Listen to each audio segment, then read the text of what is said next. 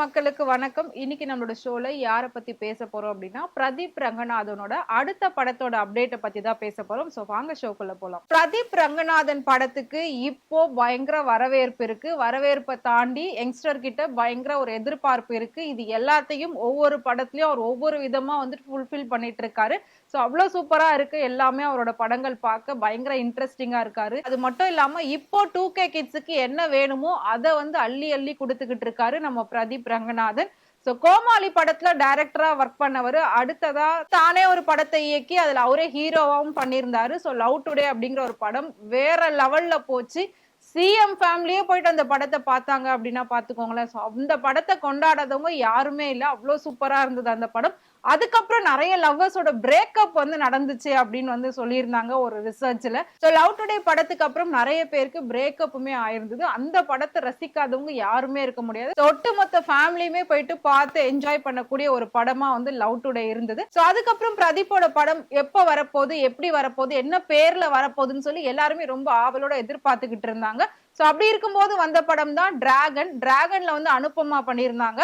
So அந்த படமும் பாத்தீங்கன்னா வேற லெவல்ல பிளாக் பஸ்டர் ஹிட் ஆச்சு. சோ லவ் டுடே படமும் பாத்தீங்கன்னா 100 டேஸ தாண்டி தியேட்டர்ல ஓடுனது மட்டும் இல்லாம அதே 100 crore தாண்டி வந்துட்டு அவங்களுக்கான ஒரு இன்கம் வந்து கிடைச்சது. சோ இப்ப டிராகன் படத்துலயும் பாத்தீங்கன்னா அதே மாதிரி தான் வந்துச்சு. 100 கோடியை தாண்டி வசூல் செஞ்ச ஒரு படம் அப்படின்னா அது வந்து டிராகனும் சரி, லவ் டுடேயுமே சரி. சோ அடுத்தடுத்து 100 கோடிகள் அடிச்ச ஒரு ஹீரோ அப்படின்னா அந்த பெருமை வந்து பிரதீப் ரங்கநாதனுக்கு மட்டுமே சேரும். இதுக்கு முன்னாடி எந்த ஒரு ஹீரோவுக்குமே இந்த மாதிரி தொடர் வெற்றிகள் கிடைச்சது கிடையாது. மேபி ரீசெண்டா இருக்கக்கூடிய ஹீரோஸ்ல நான் சொல்லிட்டு இருக்கேன். சோ அப்படி இருக்கிறப்போ இவருக்கு அப்படி ஒரு வாய்ப்பு கிடைச்சிருந்தது. சோ அந்த மாதிரி ஒரு பெருமைக்குரியவர் தான் பிரதீப் ரங்கநாதன்.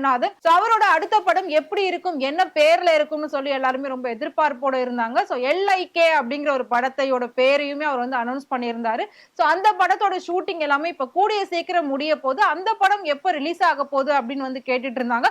அது என்ன LIK அப்படின்னு இருந்தாங்க. சோ லவ் இன்சூரன்ஸ் கம்பெனி இதுதான் வந்து LIK. இந்த படத்தை விக்னேஷ் சிவன் தான் வந்து இயக்கிக்கிட்டு இருக்காரு. சோ பிரதீப் ரங்கநாதன் நடிச்சிட்டு இருக்காரு. கிருத்தி ஷெட்டி வந்து இதுல ஹீரோயினியா பண்ணிட்டு இருக்காங்க. அது மட்டும் இல்லாம SJ சூர்யா எல்லாமே இந்த படத்துல இருக்காங்க. அப்போ இந்த படம் கண்டிப்பா வேற லெவல்ல ஹிட் ஆகும் அப்படின்னு சொல்லி ஒரு பெரிய எதிர்பார்ப்பு இருந்துகிட்டு இருக்கு. சோ பிரதீப் ரங்கநாதனுக்குன்னு தனியா ஃபாலோவர்ஸ் வந்துட்டாங்க, ஆடியன்ஸ் வந்துட்டாங்க, ஃபேன்ஸ் வந்துட்டாங்க.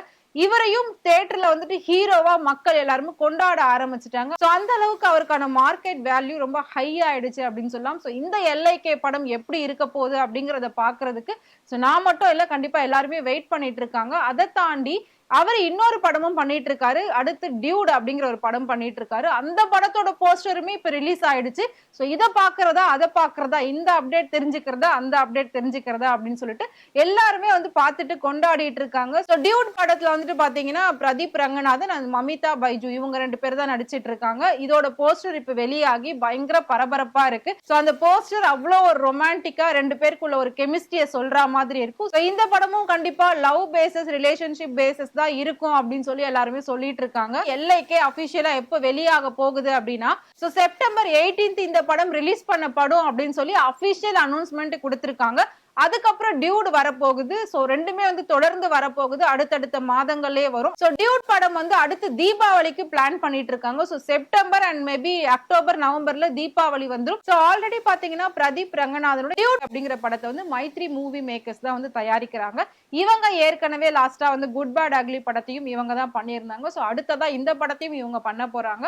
இவங்களுக்கான வசூல் இப்ப எவ்வளவு இருக்க போகுது அப்படின்றதையும் நம்ம வெயிட் பண்ணி பார்க்கலாம். சோ அடுத்த படங்கள் ரிலீஸ் ஆகிறதுக்கு ரொம்பவே ரெடியா வெயிட் பண்ணிட்டு இருக்கு. இதையுமே பாத்தீங்கன்னா ஒரு சர்ச்சையா பேசிட்டு இருக்காங்க. என்ன அப்படின்னா சோ பொதுவா தீபாவளிக்கு வந்து பெரிய பெரிய ஆக்டர்ஸோட படம் தான் வரும். விஜய், சூர்யா, அஜித் இவங்களோட படம் தான் வரும். ஆனா இப்ப பிரதீப் ரங்கநாதன் வந்து அபிஷியலா ஓபன் டாக்கா ஒரு விஷயம் சொல்லியிருக்காரு. தீபாவளிக்கும் என் படம் வருதுன்னு அவர் ஃபர்ஸ்டே சொல்லிட்டாரு.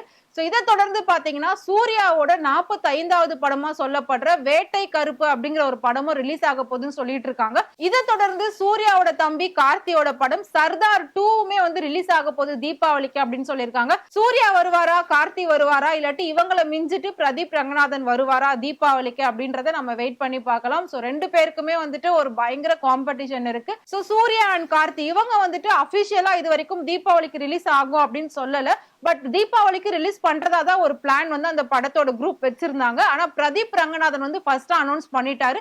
தீபாவளிக்கு டியூட் வந்து ரிலீஸ் ஆகும். அதுக்கு முன்னாடி செப்டம்பர் 18th வந்து எல்ஐகே ரிலீஸ் ஆகும். சோ எல்லாரும் வந்து மறக்காம பாருங்க அப்படின்னு அவரே சொல்லியிருந்தாரு.